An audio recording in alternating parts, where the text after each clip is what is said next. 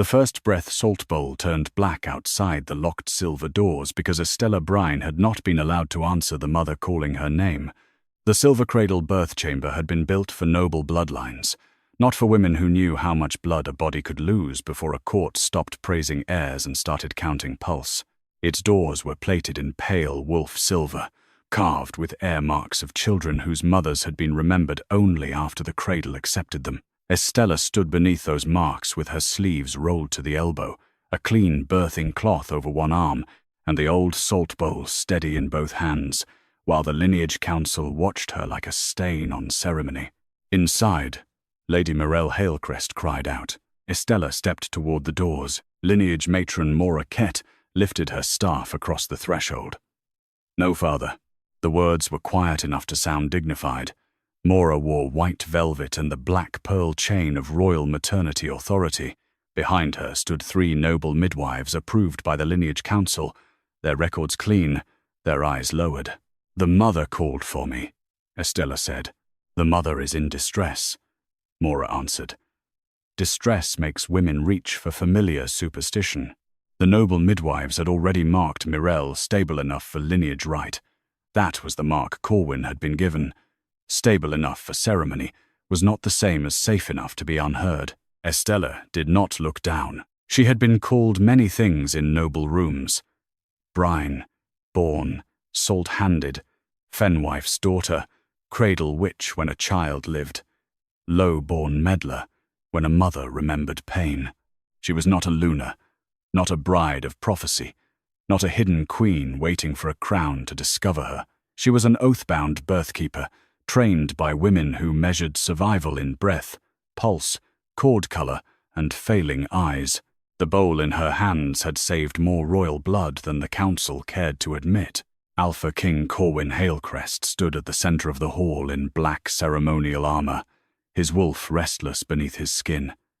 His gaze faltered once on the first breath salt bowl, and Estella knew he remembered. 5 years ago, his sister had nearly died in a chamber full of noble witnesses who knew every name in her lineage, and not one sign of womb fever. Corwin had carried Estella in himself that night, breaking protocol with blood on his wrists, and said, "Save her, and I will answer for the insult later." Mirelle had lived. Now lineage had come to collect the insult. "Estella Brine," Corwin said, voice low. "The council has ruled that the royal heir's birth will proceed under certified noble rite. The first breath practice is not recognized for heir validation." "It is not an heir validation," she said. "It is a birth protection." Mora's mouth softened with public patience. "And yet you place salt beside first breath, cord witness, cradle reflection, and maternal claim. That is validation by another name. The salt records what the body survived before the court names what the child inherits." A murmur moved through the hall. Corwin's jaw tightened. "This birth cannot be clouded by disputed practice. No birth is clouded by the woman who keeps the mother alive." "Enough," Mora said. "Low-born rights will not stand between royal blood and its lawful marks." Estella looked at Corwin, not Mora. "You once trusted this bowl when power failed." Something moved in his eyes, sharp and old. "It did not save her. I trusted you in an emergency," he said. "I will not make emergency the law of my throne." The sentence landed harder than a slap. Estella felt it pass through the watching nobles, through the midwives, through every woman who had learned that being useful in terror did not make her worthy in daylight. Inside the chamber, Mirelle cried again. Estella gripped the bowl until salt pressed crescents into her palm. "Then let her call be entered." Mora turned to the chamber scribe. "The mother's distress sounds have been acknowledged. No formal call recognized." Formal was the kind of word that could erase a woman while pretending to protect a record. "That is not what I asked," Estella said. "It is what the chamber records." Corwin did not stop the line from being written. That was the wound. Not that he struck her, but that he let the record do it. The silver doors closed with Estella's record still outside them. For one long moment, she stood with the first breath salt bowl while the hall resumed breathing. She did not pound on the door. She did not beg. Begging taught courts that women's knowledge needed permission to become real. Instead, she set the bowl on the witness table outside the chamber and opened her own record book beside it. Entry, she said to the nearest apprentice scribe. Mother called for birthkeeper before cradle certification, denied by lineage authority. First, breath salt bowl not admitted. Estella Brine remains outside the chamber, with protection right incomplete. Mora's eyes sharpened. You have no authority to keep a parallel record. Then it will be easy to ignore. No one laughed. The birth took place behind silver doors, while Estella counted sounds no lineage registry could translate. Water, breath, feet rushing, one midwife dropping metal, Mora's staff striking stone in formal rhythm, Corwin's silence growing heavier with each muffled cry. Then came the newborn's first thin wail, and the hall exhaled as if a child's voice could absolve every decision made before it. A living child was not proof that the birth had been properly witnessed. The royal cradle was brought forward under white cloth. Corwin moved toward it. Mora lifted the Heir mark registry. Estella stayed outside the chamber line. The baby was placed in the silver cradle. For a heartbeat, the newest Heir mark glowed pale blue. Then the newest mark broke before the maternal call line could seal. A noblewoman screamed. A midwife dropped to her knees. Corwin reached for the cradle, but the salt in the witness bowl darkened only along one narrow groove. Mother's call unentered. A missing line could not make a child false. It could make a court prove why it had sealed without the mother. The black salt did not say the child was false. It did not name Mora Cat. It did not clear Estella Brine. It only marked that cradle certification had begun before the mother's call was entered. The next question was not whether the child belonged. It was who had turned the mother's request into distress noise before the cradle was allowed to seal. The chamber record did not say Mora Cat had silenced Lady Morell. It said the mother's call had been entered as distress sound before the cradle certification began. That difference mattered enough for Estella Brine to keep her hands away from the record. The first breath salt bowl sat on the witness table between her and the locked silver doors. One black line cut through the pale salt along the maternal call groove. Not a curse, not a judgment, not a denial of the newborn breathing beyond the chamber wall. A missing line in salt was a demand for sequence, and sequence was where noble rooms hid what they did not want mothers to own. Corwin Hailcrest stood beside the silver cradle, his hand hovering above the broken newest Heir mark. He looked at the child, then at the bowl.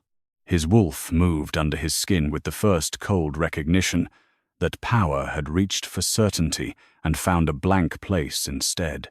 "Open the chamber record," he said. Mora Cat's staff struck the floor. "Majesty, the birth has concluded. The child lives. The cradle accepted first breath.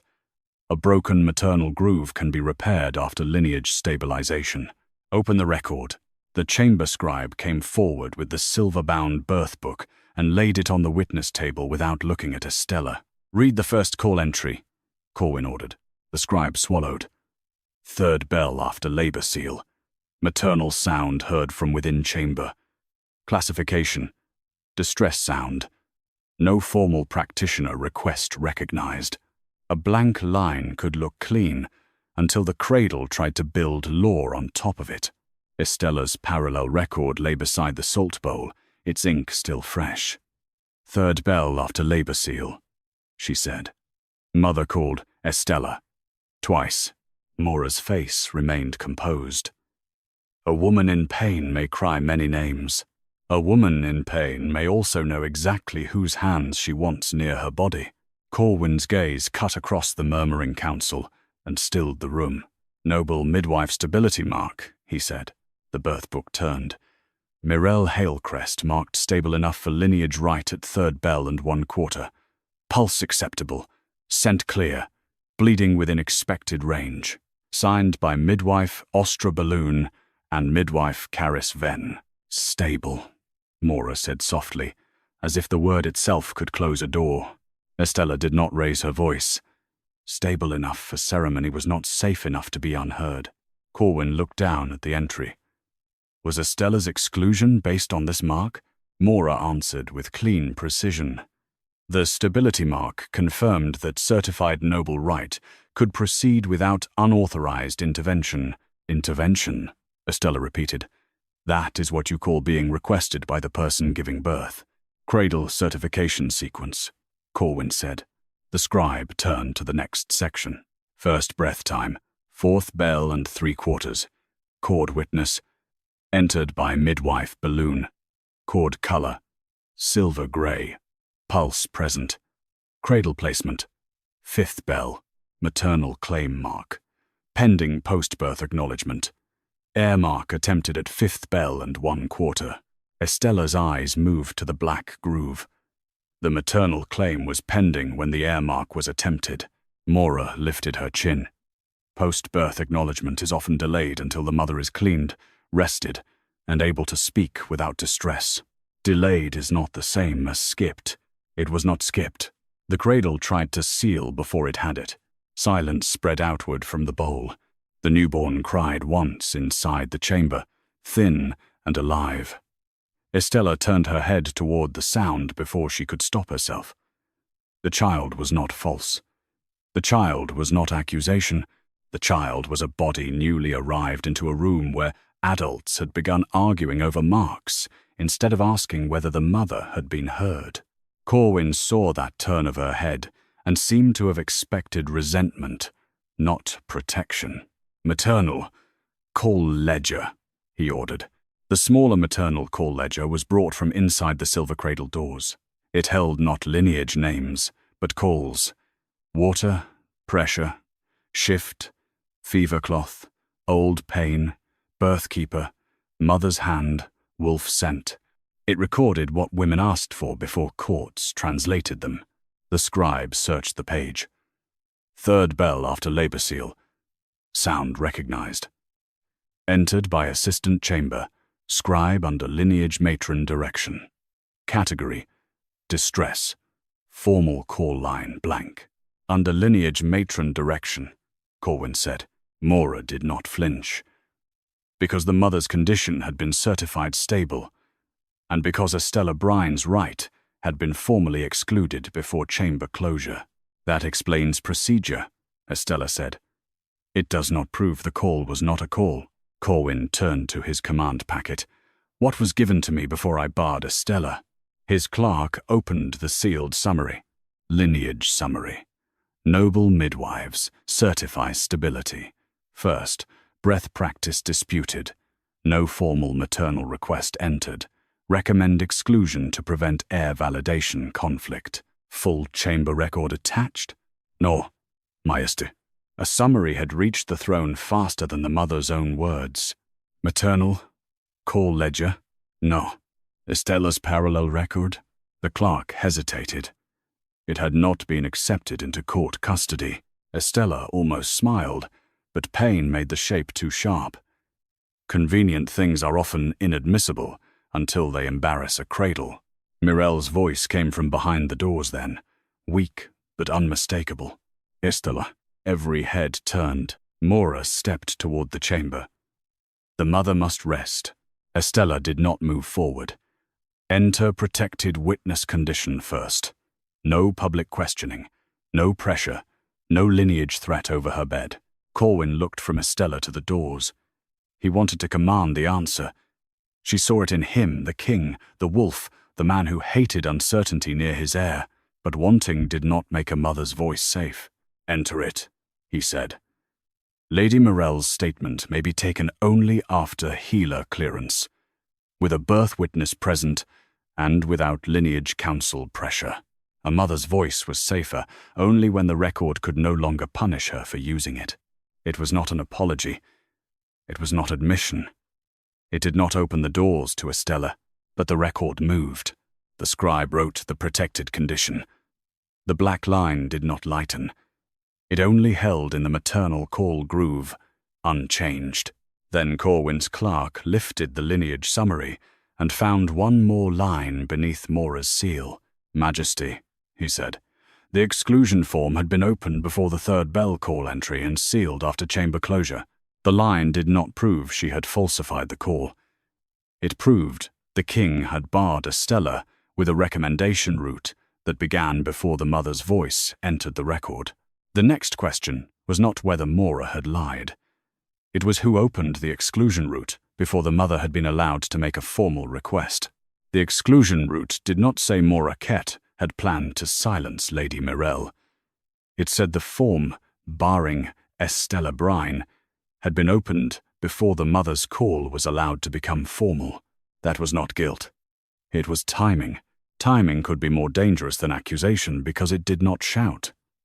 It sat quietly in margins, letting power decide which voices would matter before those voices had finished speaking. Estella kept her hands folded beside the first breath salt bowl, while the black line held in the maternal call groove, unchanged. The newborn breathed behind the silver doors. Mirelle rested beyond them, not yet cleared to speak. The newest Heir mark remained cracked but not gone, waiting over the cradle like law holding its breath. Corwin Hailcrest stood over the exclusion route sheet. "Opened when?" His clerk read the upper line. "Second bell and 3/4 after labor seal." Estella's parallel record lay open beside it. Mirelle's call came at third bell. Mora Kett inclined her head. The exclusion route was opened when the chamber confirmed noble Rite conditions. It was not sealed until after review. "Who drafted it?" Corwin asked. "Lineage clerk Averin Toll," the royal clerk answered. "Understanding chamber rule for disputed birth practices, not under direct command?" Estella asked. The clerk looked at the rule copy, not at Mora. "The route cites standing rule." Mora's expression did not change. A royal birth cannot wait. For every informal practitioner claim to be argued at the door, standing rule exists to prevent confusion. A standing rule could look neutral while waiting for only one kind of woman. "A mother's call is not confusion," Estella said. "A mother's call must be formal to alter heir procedure, and the route opened before she was allowed to make one formal." The council stirred. Corwin silenced them with one look. "Final seal time," he said. The clerk read lower. "Final lineage seal applied at third bell and half. Chamber closure confirmed. First breath practice excluded. Summary sent to Crown." Mora's seal was on the final recommendation, not the draft opening, the clerk added. That mattered. It did not clear Mora. It did not condemn her. It meant the first hand had been a rule, and the final hand had been authority. "Assistant chamber scribe," Corwin said. "Who entered distress? Sound." The pale young woman who had carried the chamber book stepped forward. Her voice thinned, but she did not answer until Corwin spoke. "You may answer the record." "I did, Majesty." "Direct order? Standing classification rule. If an excluded practitioner is named after exclusion route opens, the sound is entered as distress unless the lineage matron accepts formal request." Mora lifted her chin, because otherwise any shouted name could override chamber law. Estella turned toward the scribe, not Mora. "Did Mirelle say my name?" The young woman kept both hands on the ledger. "Yes. Twice." Twice was not formal. But it was no longer silence. Mora's staff struck once. "That does not make it formal." "No," Estella said. "It makes it heard." Corwin looked at the maternal-call ledger. "Was the ledger available before final seal?" The clerk checked the route sheet. Maternal-call ledger remained inside chamber, not attached to exclusion summary. Summary states no formal request entered. A summary had no room for the sound it used to deny, Estella said. Corwin's jaw tightened, but he did not apologize. He did not order the doors opened. "What did I receive?" "Final lineage summary only," the clerk said. "No draft route, no maternal call ledger, no assistant scribe note, no parallel record." Mora spoke smoothly. "That is proper. The crown receives conclusions. The chamber preserves process. The cradle rejected the conclusion, Estella said. Not the child. The conclusion. The distinction held the room. A false heir would have been a cleaner terror. An incomplete record was worse, because it required the court to admit the child might be rightful and still harmed by the way adults had tried to claim him. Behind the doors, a healer came out, with both hands raised. No one moved toward her until Corwin allowed it. Lady Mirelle is alive, the healer said. Weak. Fever not present. Bleeding controlled. She is not fit for public questioning. Estella's shoulders loosened only enough to breathe. Protected witness protocol, Corwin said. The healer looked to Estella, then to the king. If her voice is entered, it must be at bedside. One birth witness, one healer, one neutral scribe. No lineage council, no heir. Threat language, no demand that she defend the child while blood is still settling. Mora's mouth thinned. The maternal claim mark is part of heir law. And can it be entered later without making the child false? Corwin asked. The chamber scribe turned to the cradle certification section. Yes, Majesty. Supplemental maternal claim may be entered before second cradle bell if first breath, time, cord witness, and living mother's protected statement align. The heir mark remains incomplete, not invalid. Until then, the law had left a window. The council had nearly closed it before anyone told the mother. Corwin looked at the silver cradle. Second cradle bell? Dawn, the scribe said. A narrow window. Not enough time for comfort, enough time for procedure to decide whether it would protect mother and child or bury both under clean lineage language. Estella met Corwin's eyes. You cannot fix this by wanting her voice now. I know. The answer came too quickly, and for that reason she trusted it less. No, she said. You know the cradle requires it. That is not the same as knowing why she needed it before. His face closed around the blow. Good. Let it hurt where command had failed to. Then the assistant scribe, still standing beside the rule copy, looked down at a lower margin and paused. Majesty, she said. There is a preclearance line beneath the exclusion route. Corwin turned. Read it. First. Breath practitioner risk noted prior to labor seal.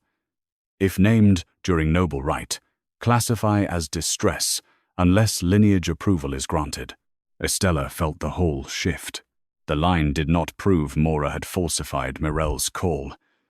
It proved the first breath practice had been marked as a risk before the mother ever asked for the woman who knew it. The next record would have to say who wrote the risk, who approved the rule, and why the king had never seen either line. The pre-clearance line did not say Mora Kett had planned the birthroom silence. It said, first, breath practice had been marked as a lineage risk before Lady Mirelle ever cried Estella's name. That made the rule older than the call. Estella Brine stood beside the witness table, with the black groove still cut through the salt, unchanged, while the newest heir mark glimmered broken above the silver cradle. The child lived. The child had a first breath time, a cord witness, and a cradle placement. The child did not have the one line that should have stood before inheritance reached for him. The mother's voice entered as voice, not noise.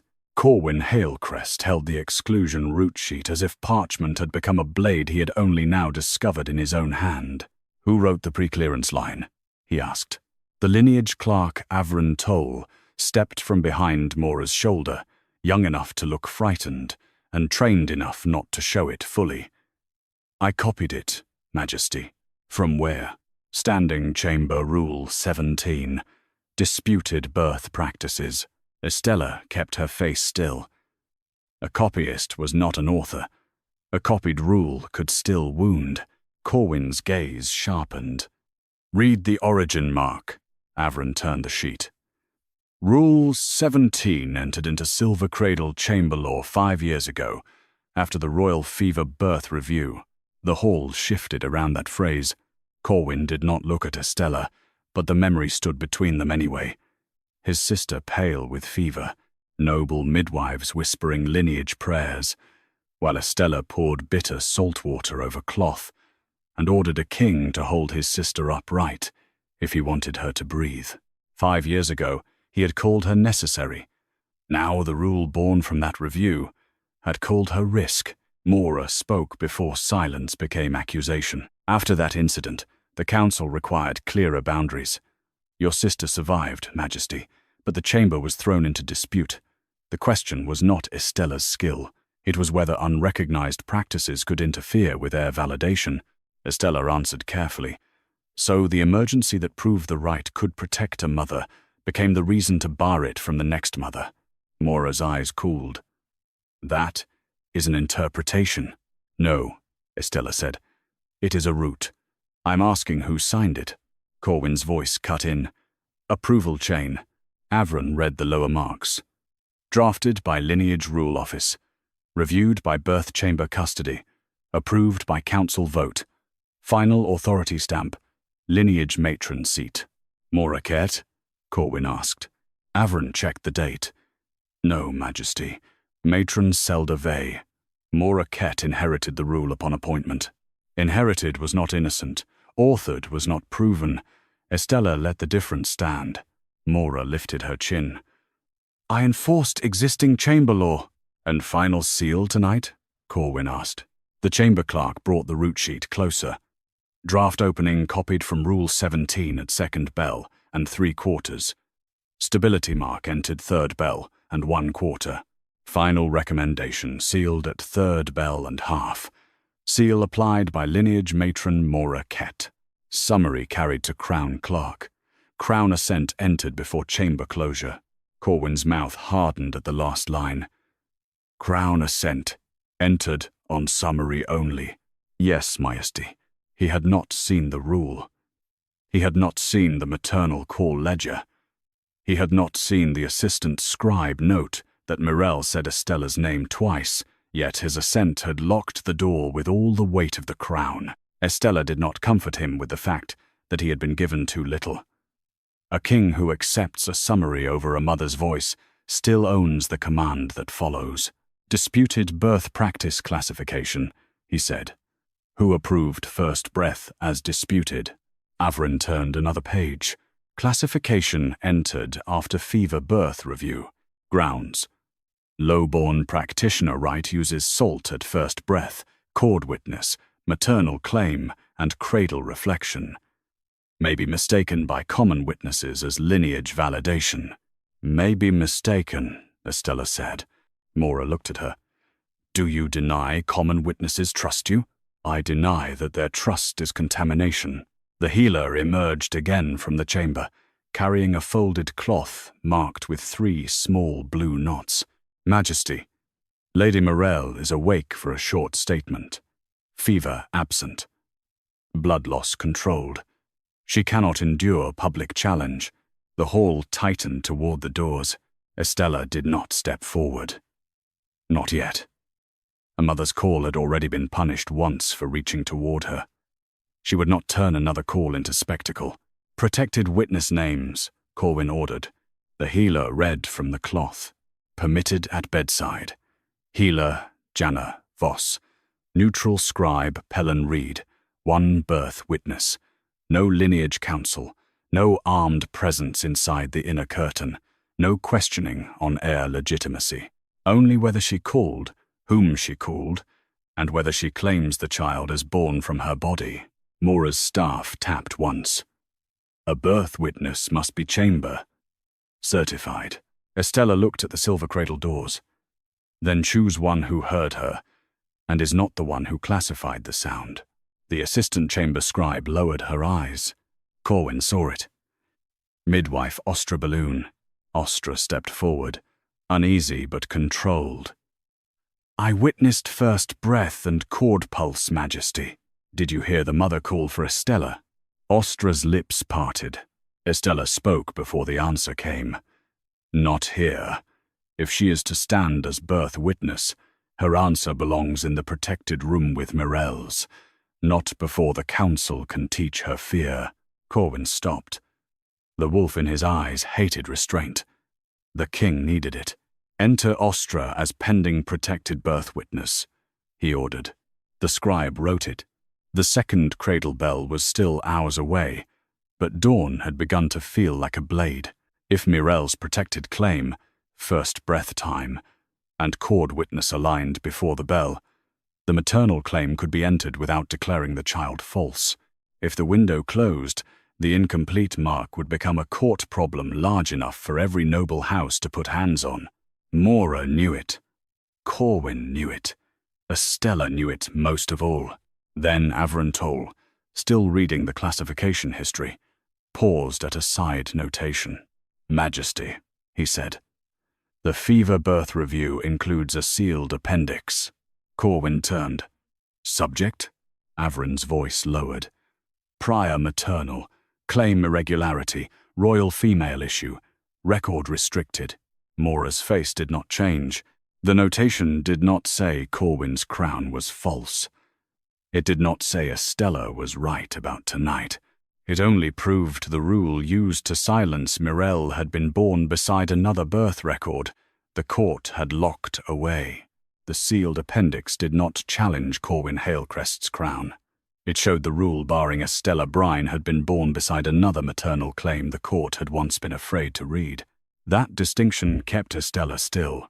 Around her, the silver cradle hall tightened with the kind of silence noble houses used when a record came too near inheritance. The newest heir mark remained cracked above the cradle, incomplete but not dead. The first breath salt bowl held its black line in the maternal-call groove.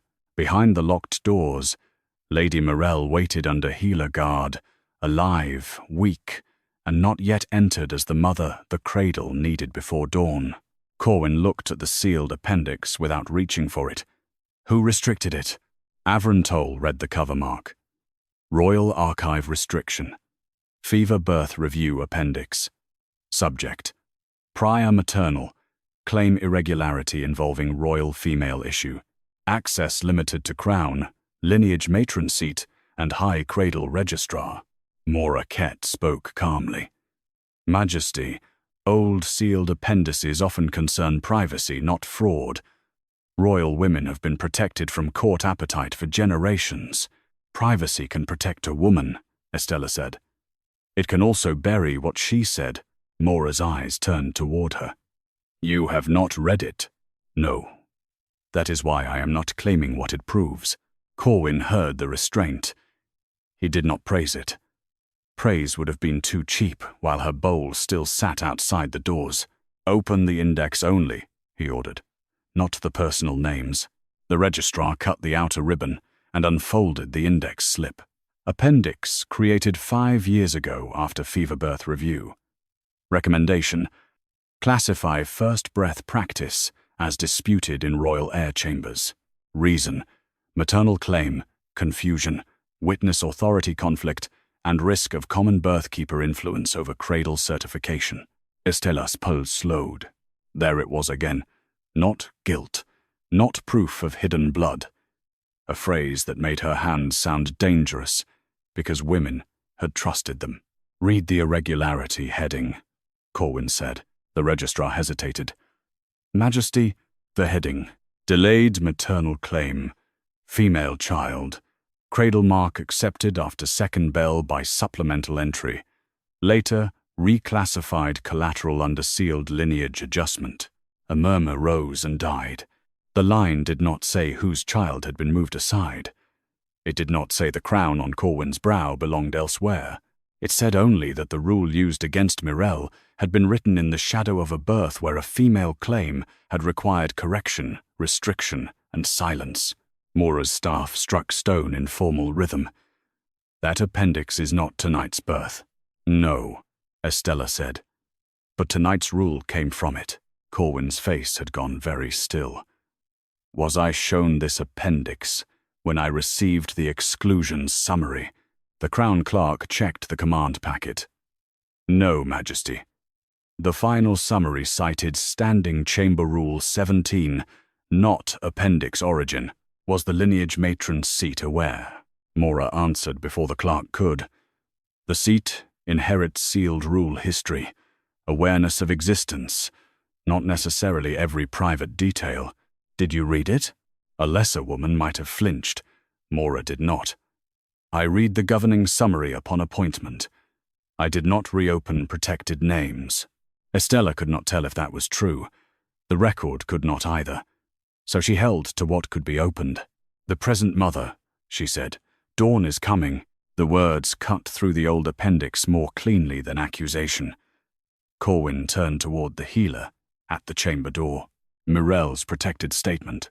Healer Janna Voss stepped out with neutral scribe Pelin Reed and midwife Ostra Balloon behind her. Ostra looked pale, but controlled. No lineage council entered the inner curtain. No armed guard followed. No one asked whether the child was worthy, before asking whether the mother had been heard. Pelin opened the fresh witness sheet. Lady Mirel Hailcrest, awake, bleeding controlled, fever absent, voice weak, statement limited by healer order. Corwin took one step toward the door. Estella stopped him with a look. From outside, his jaw tightened. For a heartbeat, the alpha in him wanted to push past every rule now that the rule served him. Then the man remembered, perhaps, that wanting truth did not make a mother safe. He stepped back. Pelin read, Question 1. Did you call for Estella Brine before cradle certification? Answer. Yes. Question 2. Did you call from distress alone, or as request for birthkeeper? Answer. I wanted Estella. I asked for her hands. Question 3. Do you claim the child placed in the silver cradle as born from your body? Answer. With my blood, breath, and pain, yes.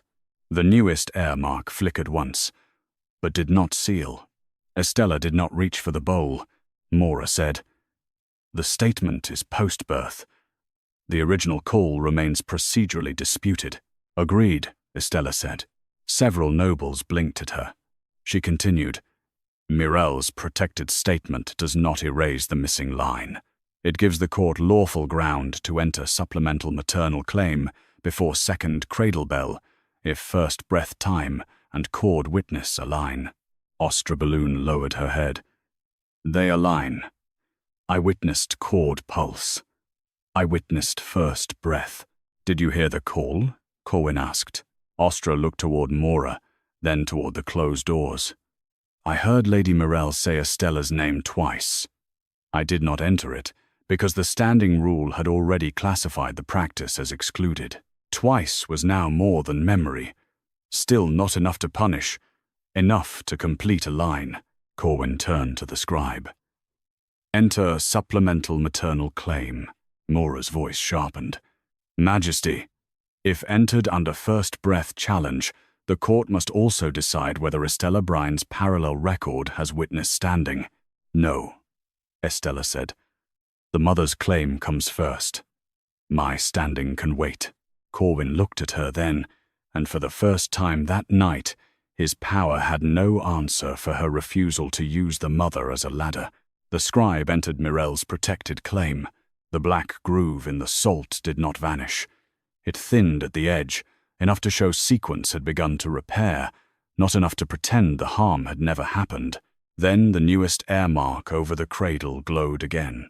It held for one breath, and stopped at a second blank line. Cord witness accepted.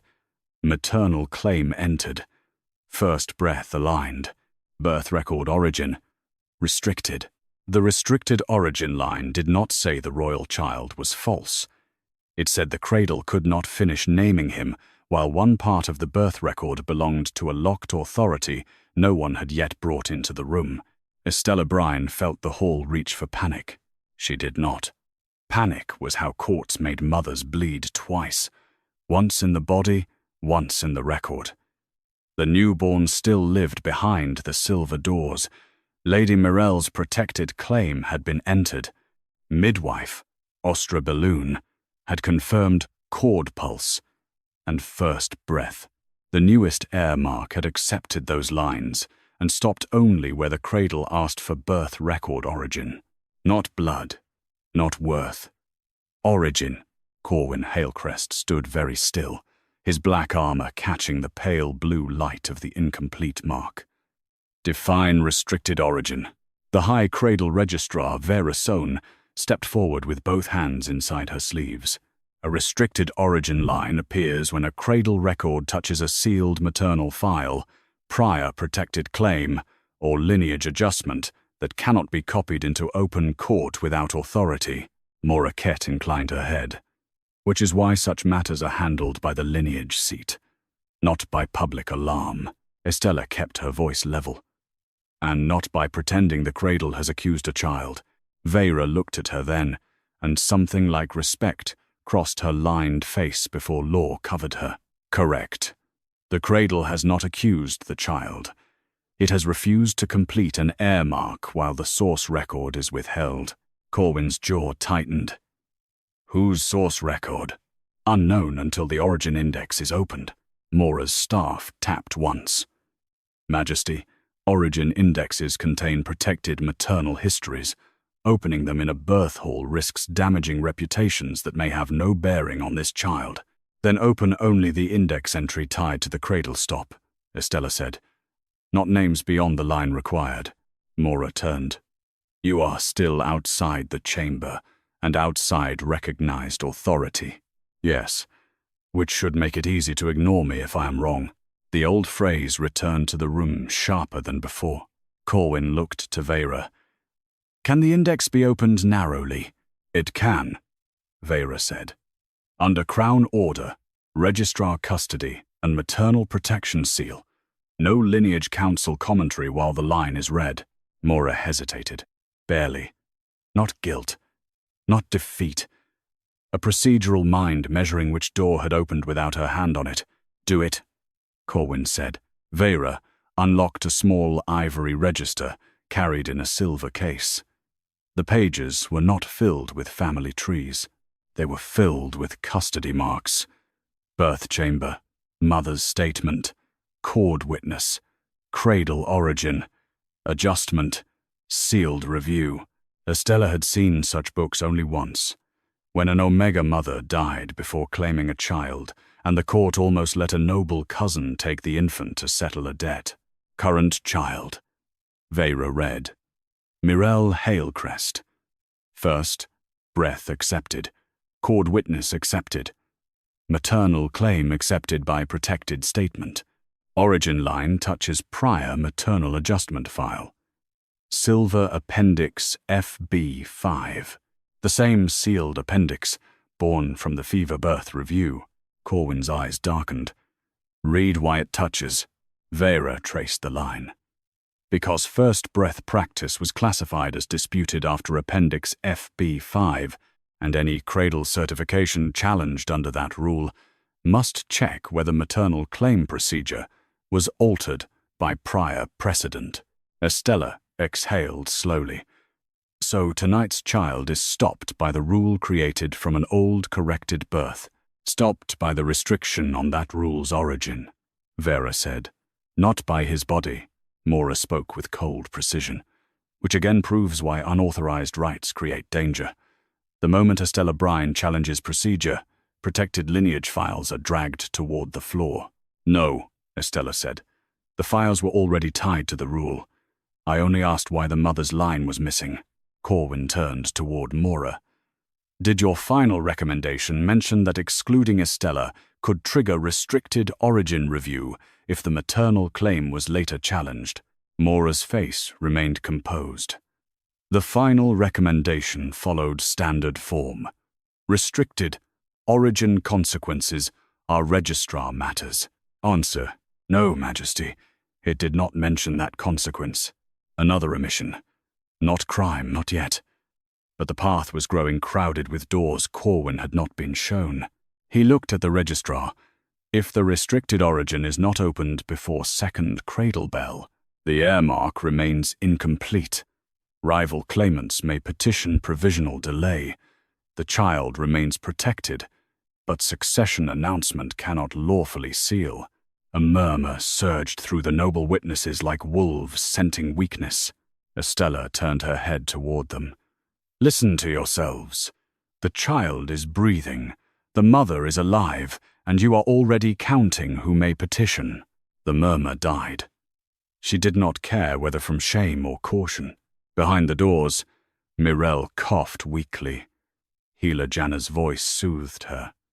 The sound steadied Estella more than any mark above the cradle. Corwin spoke lower. "Open Appendix F-B-5 enough to identify the prior precedent. No private body details. No public humiliation of the mother named there." Vera placed her palm over the ivory register. "Crown authority alone is not enough if the mother in the appendix is living or protected by sealed death claim. The lineage seat must release the precedent line, or the High Cradle Registrar must enter refusal under obstruction." All eyes moved to Mora. She did not look guilty.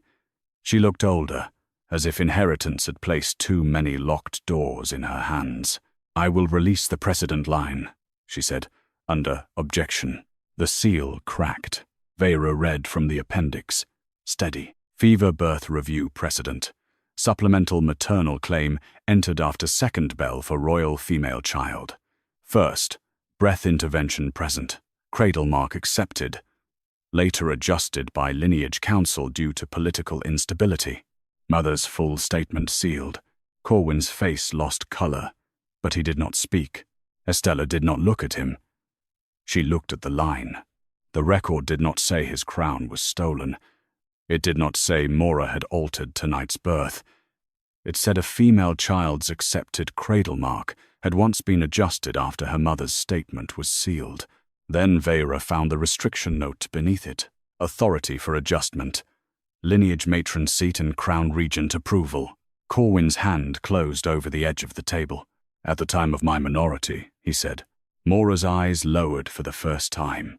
The appendix did not yet name the woman. It only proved the rule that barred Estella had grown from a birth where a mother spoke. A girl was marked, and power later taught the record to lower its voice. The regency approval did not say Corwin Hailcrest had stolen a throne. It said a girl's cradle mark had once been strong enough to require a second authority to weaken it. That was worse than rumor because it had sequence. Estella Brine kept her eyes on the appendix, not on Corwin's face.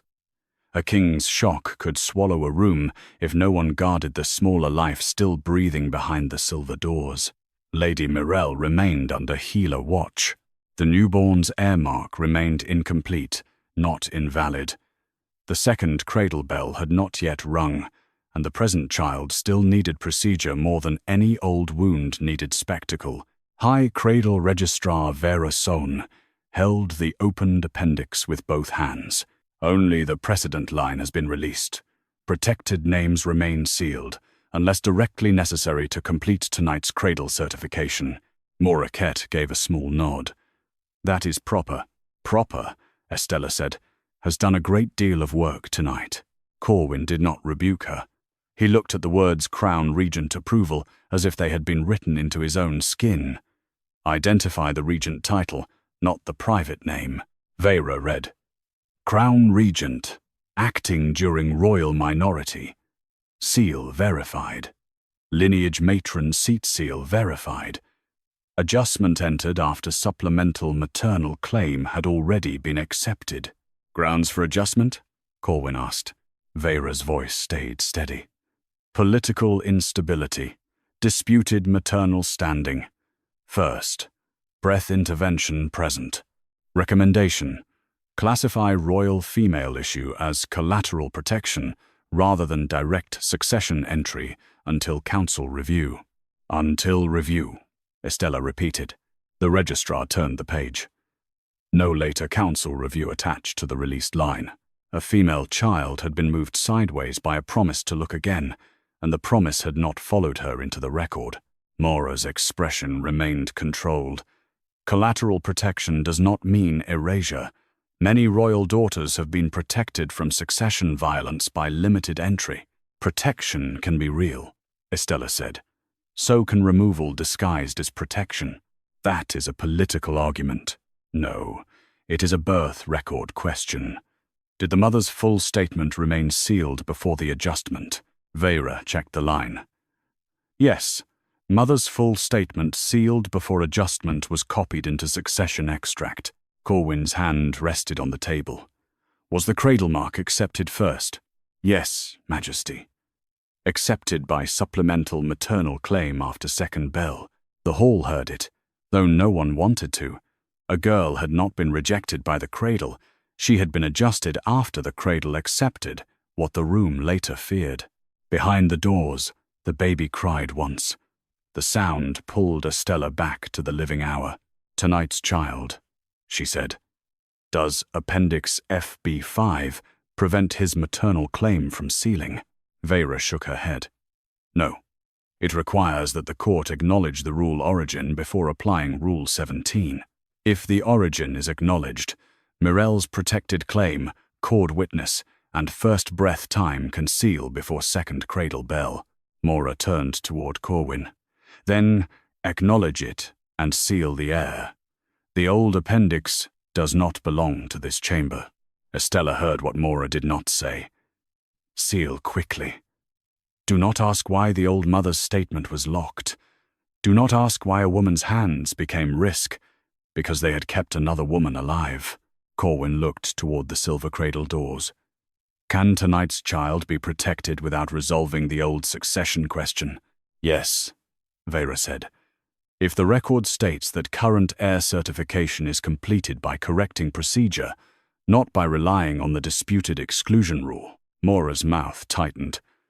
That weakens lineage authority. It weakens a rule that nearly broke the heir mark, Estella said. Corwin's eyes moved to her. What is required? She did not enjoy being asked. Not after being barred. Not while her record still lacked standing. But refusing the answer would punish Mirel and the child, and Estella had never used mothers as weapons. Enter that the first breath exclusion rule cannot override a protected maternal call when the mother is alive and able to claim, she said. Enter that the mother's call was heard. Enter that supplemental claim repairs the sequence without making the child false. Then let the cradle try again. Mora spoke sharply. She is drafting chamber law from outside the doors. No, Estella said. I am naming the steps the cradle already asked for. Corwin turned to Vera. Can those steps be entered as correction, not validation by Estella's right? Vera considered. Yes. Under emergency sequence correction. It would not recognize first breath as heir validation. It would recognize the maternal call as necessary birth protection when the cradle mark depends on it. Emergency again. The word pressed into Estella's ribs. Corwin heard it too, perhaps because he looked at her before speaking. Enter emergency sequence correction. Estella's face did not move. He had chosen the narrowest lawful door. It might save the child. It would not yet save the women who had known the door was needed before the cradle failed. The scribe entered the correction. The black line in the salt thinned once more, but did not clear. The newest heir mark over the cradle brightened, drawing silver-blue light along the first breath notch, the cord witness curve, and the maternal claim line. Then it stopped again at the final ridge. Lineage origin acknowledgement. Vera looked down at Appendix F-B-5. The cradle will not complete while the prior rule origin remains, acknowledged only in sealed appendix. The correction must name the category of the old adjustment in open record. Corwin's voice went low. Not the woman's name? Not yet. Only the category. Mora's staff struck stone. Majesty. That category will invite petitions. Read it, Corwin said. Beta read. Accepted royal female issue reclassified after sealed maternal statement. The words did not name Corwin's elder half-sister. They did not unmake his reign. They only made the court admit that a girl had once been accepted before power taught the record to call her something less. The open category did not take Corwin Hailcrest's crown. It forced the current cradle record to carry the kind of birth the court had once made smaller. Accepted royal female issue reclassified after sealed maternal statement. The words remained on the witness slate, while the silver cradle hall shifted around them, nobles drawing closer to one another as if lineage could be defended by proximity. Estella Brine did not look at their faces. Fear made noble blood very loud, and there was still a child behind the silver doors whose mark had not finished sealing. The living hour had to stay ahead of the old wound. "The category is entered," Corwin said. "Can the current heir mark complete?" High Cradle Registrar Vera Sohn bent over the cradle certification. "Not yet, Majesty. The category must be attached to the rule origin and acknowledged as the reason Rule 17 cannot override a protected maternal call." Moraket's mouth tightened. "That turns an old protected matter into open precedent." "It was already precedent," Estella said. "It was only hidden from the women it governed." Mora looked at her. "You speak as though privacy has no value. Privacy should protect the mother's body. It should not be used to make her voice disappear from law." Corwin's hand closed once at his side. He did not thank Estella. He did not restore her authority. He turned to the registrar. "Attach the category. No names," Vera wrote with a slow, exact hand. "Rule 17 origin acknowledged. Prior category.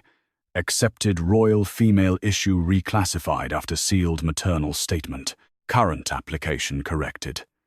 First, breath exclusion cannot downgrade a protected maternal call where mother is alive, claimable, and medically cleared to speak."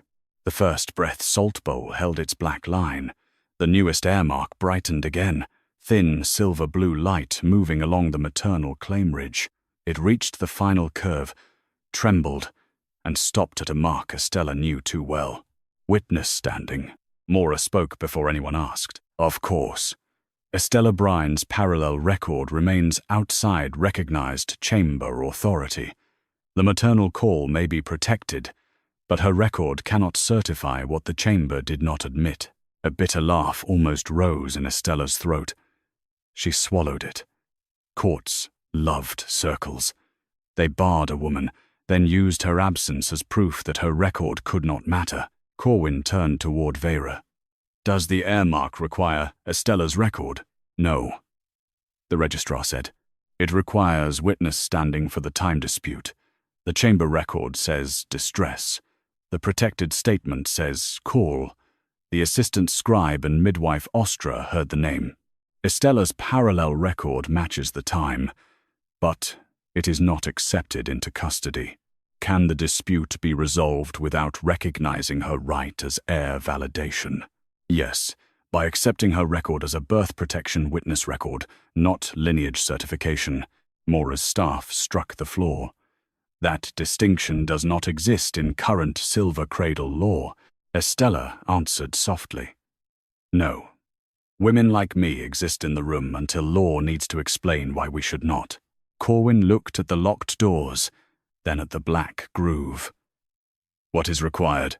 Vera searched the registry. "A crown order, a neutral scribe copy, a chamber witness match, and the mother's protected statement confirming the call. Acceptance would be limited to sequence correction, not authority restoration," Mora said. "Not authority restoration," Vera confirmed. The words cut cleanly. Estella had expected them, but expectation did not make humiliation lighter. Her record could be used to repair the cradle, while the woman who made it remained outside the door. Corwin looked at Estella then. "Will you submit the record?" There were many answers she wanted to give him. That he had already taken it. That he had called her emergency and let law make her absence useful. That no king should ask for a woman's work with one hand while keeping her unrecognized with the other. But Mirelle needed the line completed before dawn. "Yes," Estella said, "for the mother and child. Not for your comfort." The witness scribe copied her entry. Third bell after labor seal. Mother called for birthkeeper before cradle certification. Denied by lineage authority. Protection right incomplete. The assistant scribe matched the sound time. Ostra matched the name heard. Mirelle's protected statement matched the intention. The black line in the salt thinned until only a dark thread remained in the groove. The air mark moved again. Then Vera drew a breath and stopped writing. There is an obstruction note attached to witness standing. Corwin's voice hardened. Read it, Vera read from the margin. Birth protection witness record may not be accepted if practitioner is under disputed influence from prior maternal claim irregularity.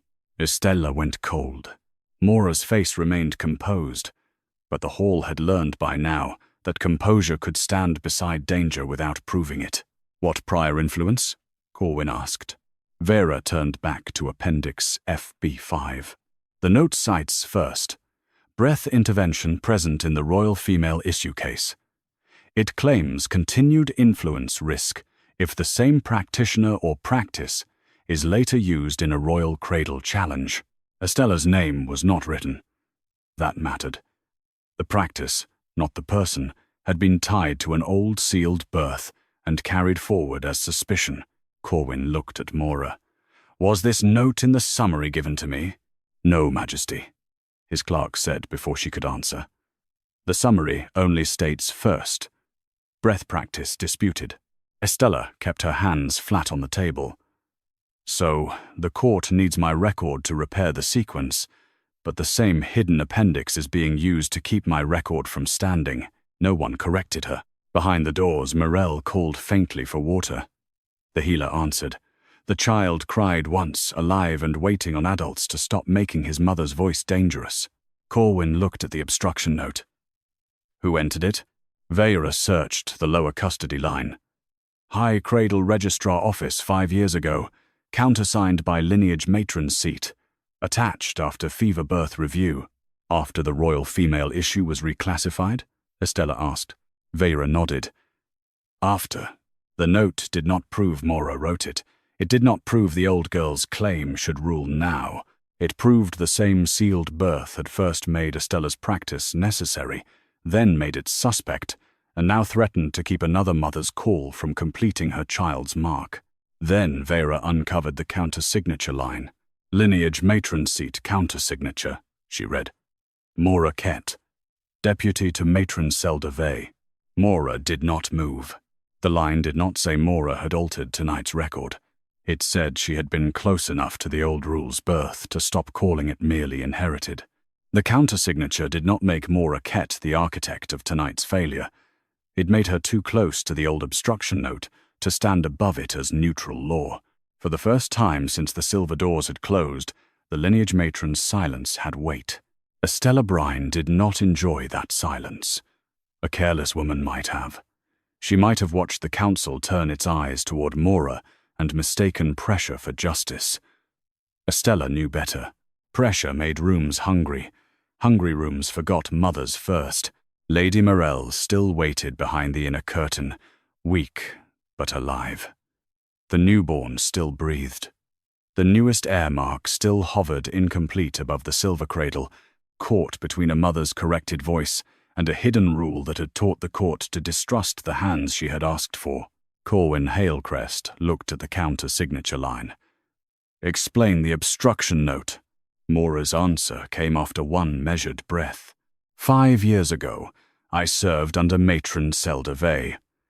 The fever birth review required deputy countersignatures on procedural attachments. A countersignature confirms filing. It does not prove authorship. No, Estella said. It proves the note passed under your office hand. Mora turned to her. Office hand is not personal intent. I said office hand. The distinction held. Corwin heard it. So did the registrar. High Cradle Registrar Vera Son placed the obstruction note beside the current witness standing page. Current cradle sequence requires Estella Brine's parallel record only to resolve time conflict. The obstruction note prevents acceptance because first breath practice was tied to the prior female issue adjustment. Can the obstruction be lifted for sequence correction only? Corwin asked. Yes, Vera said. If the court acknowledges that the prior adjustment cannot be used to disqualify birth protection witness standing without opening the maternal statement category that justified the adjustment, Mora's staff struck stone. That statement is sealed to protect a royal woman. Estella looked toward the closed doors. Then protect the woman by reading only the category that was used against every mother after her. Corwin's face tightened. What category is required? Vera opened the appendix, another narrow fold. The maternal statement category. Not names, not body details. Only whether the statement contested birth, confirmed birth, or requested protection. The hall seemed to stop breathing. Read it, Corwin said. Mora stepped forward. Majesty, if the category confirms a direct claim, nobles will petition before dawn. Your current heir will be born into succession war. The current heir is already being held hostage by a rule no one showed me, Corwin answered. It was not softness. It was anger finally walking in the right direction. Vera read, Maternal statement category. Confirmed live birth from royal body. Requested protection from succession violence. Did not deny child's direct cradle mark. A sound moved through the council, sharp as cloth tearing. Corwin did not move. Estella kept her hands on the table. The words did not crown the old girl. They did not remove the current child. They did not answer whether the court had acted from fear, strategy, or prejudice. They only shattered the claim that the old mother's voice had justified turning first breath practice into permanent danger. The statement confirmed the child, Estella said. Vera nodded. By category, yes. Mora's voice cooled. And requested protection. That is why collateral classification may have been chosen. Protection requested by the mother, Estella said, is not the same as silence chosen by the council. Sometimes they look the same in law.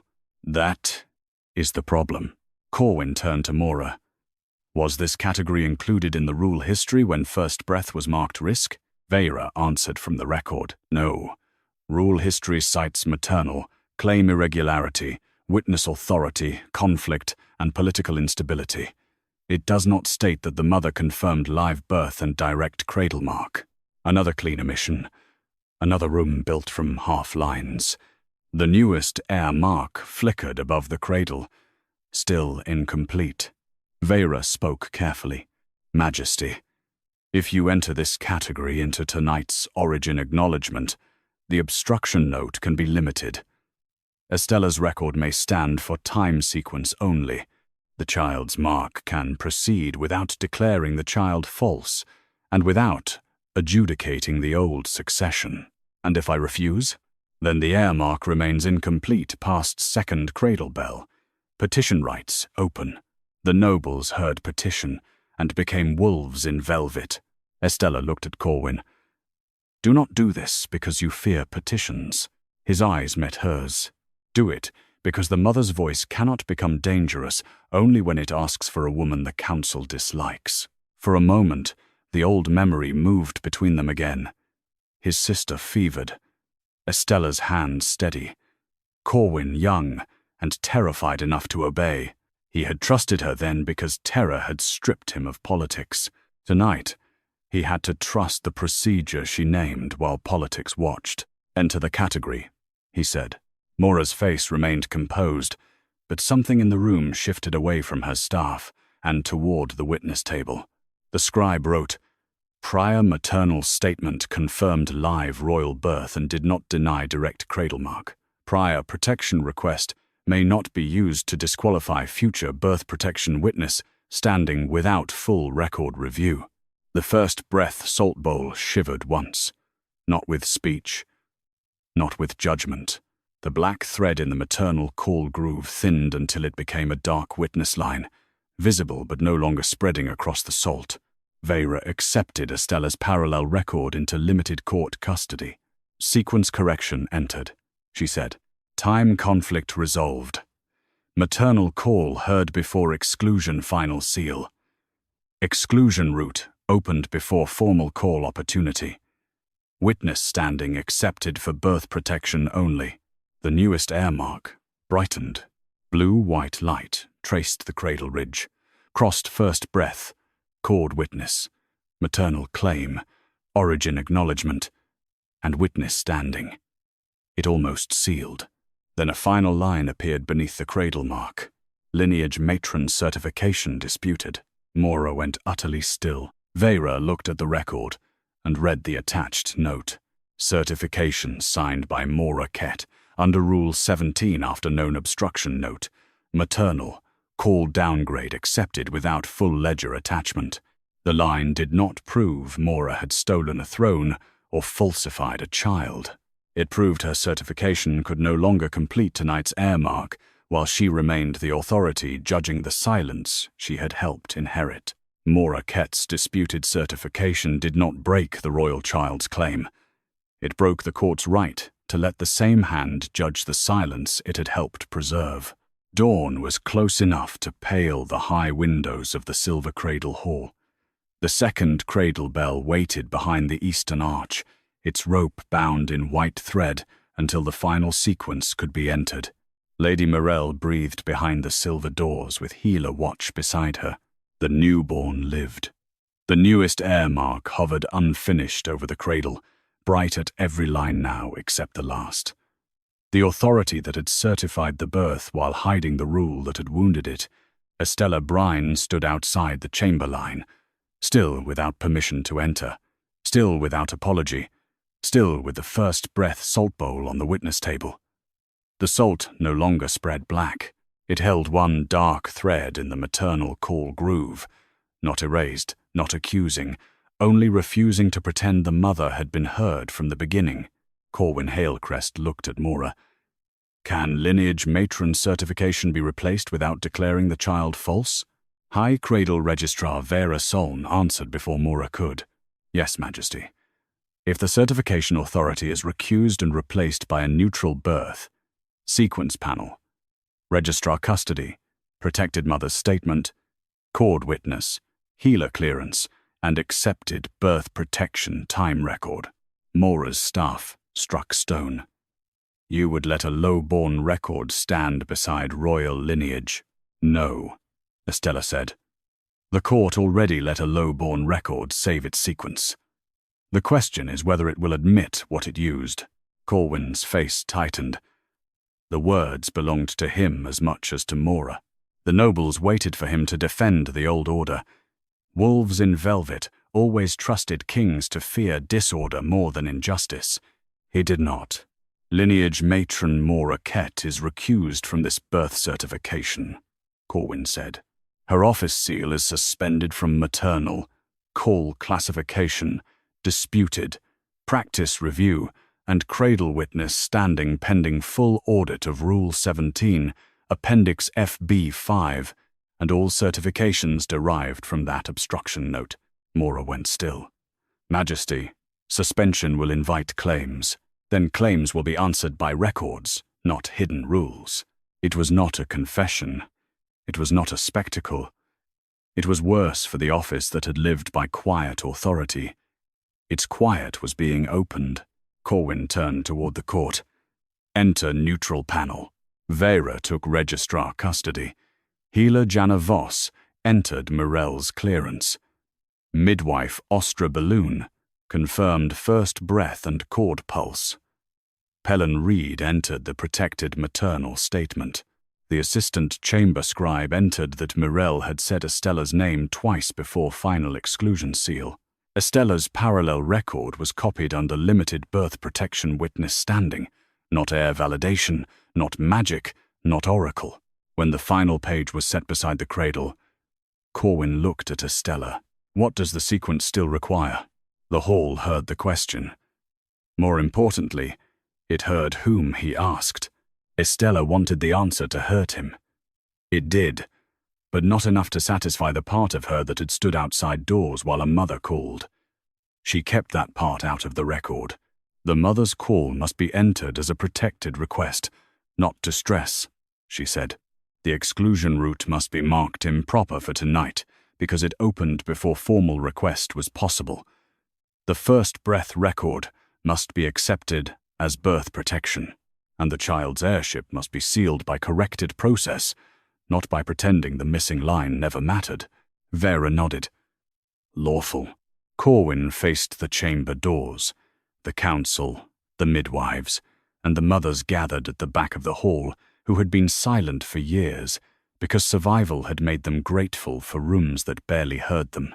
"Enter it," he said. Then his voice changed, lower but carrying farther, "and enter this under Crown admission. I allowed a mother's call to be downgraded before reading the rule that made the downgrade possible. I barred Estella Brine because the lineage summary reached me faster than the chamber record, and I accepted that speed as law. I called her knowledge emergency when it had already proven itself protection. No one moved. Estella did not forgive him. Not there. Forgiveness would have been too small for a public harm. But something in the room shifted away from private gratitude and into public repair. The scribe wrote every word. The dark thread in the salt held. It did not vanish, because a corrected record was not an unwounded one. Then the newest air mark over the silver cradle brightened, line by line. First breath, cord witness, maternal claim, origin acknowledgement, witness standing, neutral certification, the final ridge sealed in blue-white light. The cradle accepted the heir, not because the child had been proved purer than doubt, because the mother had finally been allowed to stand inside the record that named him. Mirel's voice came faintly through the doors. "Estella." This time no one called it distress. Corwin opened the silver doors only after the healer nodded, and he did not step through first. Estella did. Not as queen, not as Luna, not as chosen vessel. As birthkeeper, called by the mother, and recognized by law, she knelt beside Mirel, checked pulse, bleeding, breath, and wolf scent, then placed the first breath bowl near the bed. "Your son is sealed," she said, "and your call is written." Mirel wept once, quietly, from exhaustion more than joy. By full dawn, Corwin issued the new birth law before the Alpha Court. No maternal call could be downgraded by preclearance rule. No disputed practice could be excluded before the mother's formal request was made possible. First breath protection would hold lawful witness standing in difficult births. Old Appendix F-B-5 and all related female issue adjustments would be audited under sealed maternal protection, not court hunger. Only after the hall emptied did Corwin stand at the threshold Estella had been forced to keep all night. "I remembered your skill only when power failed," he said. She tied the clean cloth around the bowl and did not look up at once. "Then remember it, while power is still listening." He bowed his head. "I will." "That is not devotion," she said. "No," he answered.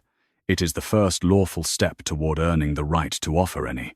Outside, the second cradle bell rang over Silver Cradle, not as triumph, but as correction carried into morning.